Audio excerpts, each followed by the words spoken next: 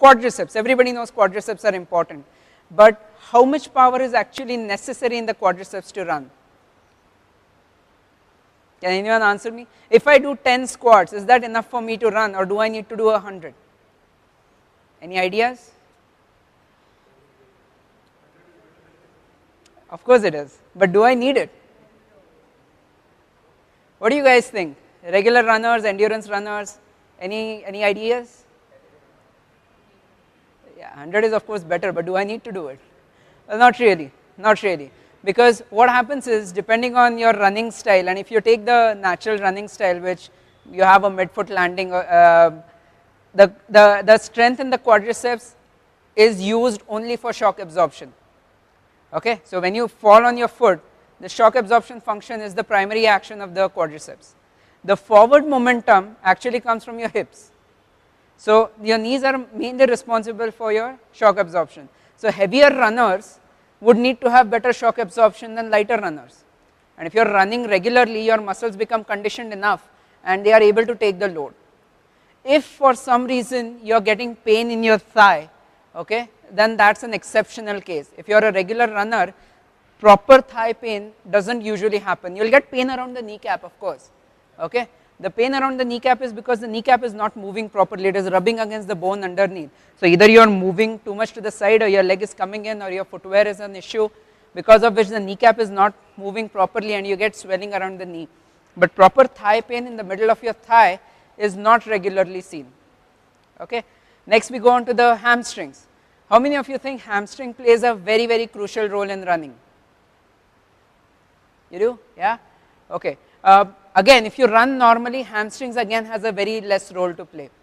Now, if you are doing, I think he mentioned, when you run with a heel strike, when your heel lands first, the first thing to land on the ground is your heel, your body is behind your foot, and therefore the hamstrings is needed to pull the leg back.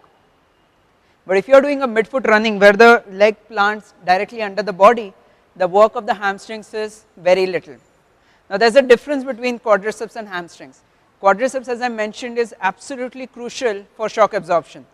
If you don't do shock absorption, the shock travels upwards and you'll end up with back pain or even neck pain in successive stages. But the hamstrings, even if they are weak, you can still run. If the hamstrings are tight, you can still run. Okay, not to say you shouldn't exercise them, but they are in order of importance, in the pecking order, they come slightly lower. What comes higher than hamstrings are the calf muscles. It's been found that in top elite runners, the calves actually are the main muscles for propulsion.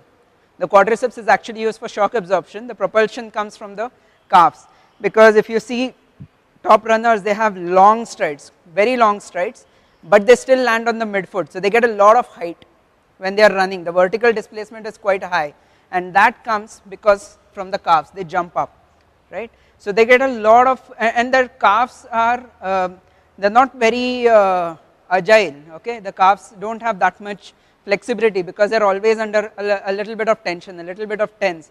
Like when you say, call a muscle sinewy, where it's got a lot of tension in it, their calves are a bit like that. They are like springs, they are always under tension and they recoil and expand every time they run. For us, why are calves important? Can anyone tell me? Quads is for shock absorption, hips is for weight transfer. What are the calves for?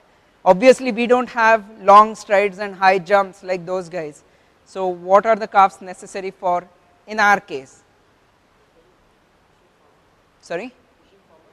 A propulsion, yes, but not as important as say in elite runners. We also use calves for propulsion, but another reason for the importance of calves is to support the foot.